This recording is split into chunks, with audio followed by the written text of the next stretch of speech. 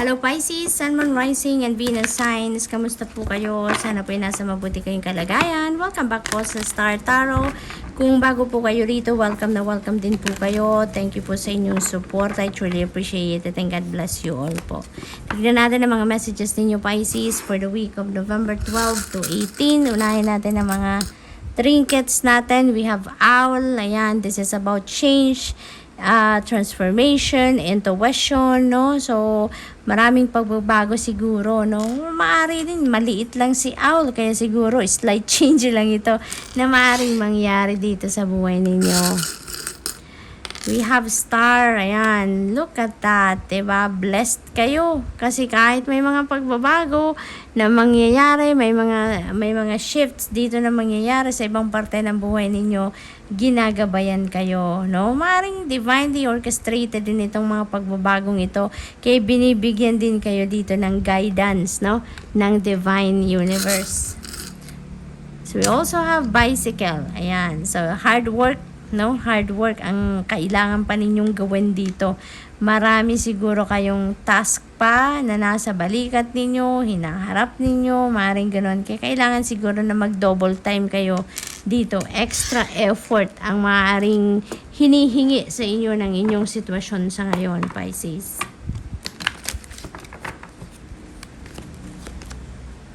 We have Man holding a coin. Ayan, Pisces. May supportive energy dito sa katauhan ng taong ito. Maari din, Pisces, na siguro may mga transaction kayo sa financial institutions, bangko, mga ganon, ano? At maaring ito si Man holding a coin ang maaring tutulong sa inyo para ma-expedite kung ano man ang tinatransact ninyo, no, sa opisina na yan. So maari din ng ganon ang ganap dito.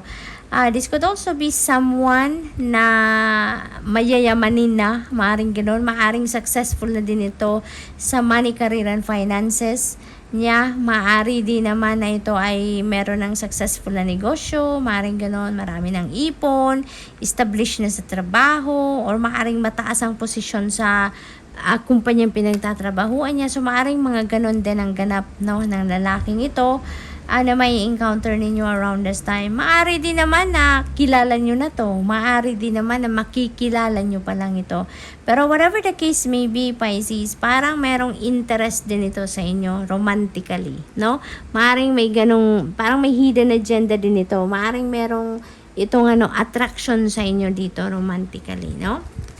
We have rest and rejuvenation, Pisces. Maaring exhausted na kayo physically, mentally, emotionally, spiritually. Kailangan na ninyo talaga na magpahinga, mag-rejuvenate, mag-recharge, mag-refill ng inyong cup, no? Maaring ganon. Maari din naman na pinaghahanda kayo dito ng spirit, no? Pinaghahanda kayo yung overall well-being ninyo. Parang gusto niyang in good shape kayo, on top of your health, nang sa gayon, as you navigate this change na mangyayari, no, sa ibang parte ng buhay ninyo, handang-handa kayo, fit kayo, physically fit, diba? So, maaari din ganun ang sitwasyon. So, we have Angel of Strength, no? Feeling ko dito, physical strength ito, Pisces. Hindi lang ito inner strength, kundi physical strength din ang kailangan ninyo dito. Kasi, meron nga kayong rest and rejuvenation, so maaari talaga na ang iba sa inyo magpapahinga din naman talaga. Maaring susunod kayo sa gabay sa inyo ng Divine Universe dito na magpahinga, mag-self-care. Kaya maaring mabawi ninyo dito ang mga ninyo, ma-replenish na ninyo dito mga lost energy ninyo at ma-revitalize kayo, no? Ma-re-energize kayo dito. So maaring ganun din ang mangyayari din dito sa inyo. And also, tutulungan kayo, nakikita ko dito, si Angel of Strength is going to help you activate your inner strength dito. Nang sa gayon, kahit anumang klaseng pagbabagong mag-unfold dito sa buhay ninyo, kayang-kaya ninyong harapin, kayang-kaya ninyong mag-adjust, no, sa mga pagbabagong yan. So, what else for Pisces? Growth. Ayan. So, you know what? Maaring ang pagbabagong yan is about growth then, ano? Maaring personal growth. Meron dito. Career growth. May career advancement. Maaring ganun ang mga pag-uukulan ninyo ng pansin sa ngayon. We also have number 44 dito, Pisces. Number 44, pakitignan din po ninyo ha, paki-google po ninyo ang ibig sabihin ng number 44. That is, for more guidance po para sa inyo. Tignan ninyo ang ibig sabihin yan. Marami ng resources online ang nag-i-explain ng mga number meanings. Kaya, pakitignan po ninyo yan. Thank you. Change, ayan. May change tayo dito. May change din tayo dito. Tingnan mo, we also have number 50. So, that is number 5 then. So, number 5 resonates with change. So, marami-raming pagbabago ang maaaring kakaharapin ninyo dito, Pisces. Maraming pagbabago ang magaganap sa buhay ninyo. And we have number 12. Number 12, that becomes number 3. Kasi 1 plus 2 is 3. And 3 resonates with wealth. So, maaring ang isa din sa mga parte ng buhay ninyo na magbabago dito is related sa inyong pangkaperahan din, Pisces, And this is a beautiful change, Tingnan ninyo ang card, napakaganda ng energy na nilalabas niya. Napaka-vibrant. Kaya most likely ang pagbabagong ito is for the better, Yung financial landscape ninyo ay magbabago dito for the better, magi-improve ang sitwasyon ninyo dito pang kaperahan. Maaring yan ang isa din sa magandang pangyayari na magaganap dito. Look at that. Masayang masaya kayo, Pisces. So, maaari talaga, na ang mga ganap na to magpapasaya talaga sa inyo. Maaring napakaganda, positibong mga pagbabago ang mangyayari dito. Yun ang mga changes na mangyayari sa inyo. Puro positibo, maganda, masaya. Kaya magiging masaya kayo. Mababalot lang kayo ng saya dito around this time, So, napakaganda lang din, ng mga ganap. So, tignan natin kung ano pa ang mga sitwasyon. We have King of Cups. Ayan. So, alam mo, si King of Cups, nagsasabi din ito sa inyo na maaaring talaga, napakalakas din ng radar ninyo sa ngayon around this time, Napakalakas ng inyong psychic abilities ngayon. And water sign pa kayo. Kaya, maaring, dati na nga kayong malakas ang radar ninyo, mas malakas pa yan sa ngayon, Marami sigurong downloads ditong pinapadala sa inyo ng Divine Universe to help you and to guide you dito sa pag-navigate ninyo ng mga pagbabagong ito sa buhay ninyo, Kaya, napakahalaga, napakinggan ninyo ang gabay sa inyo dito, pakinggan ninyo ang bulong ng inyong intuition nang sa gayon maging easy peasy para sa iyo ang pag-adjust, ang adapt ninyo sa mga pagbabagong itong magaganap sa buhay ninyo.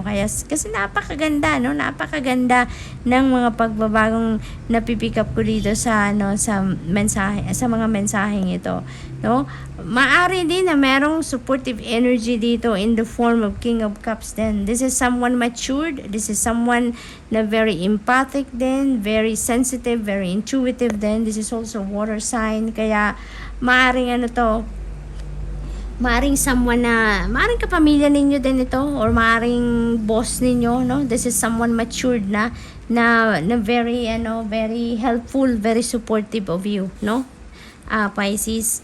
So, what else? We have the Creator. Ayan. So, no.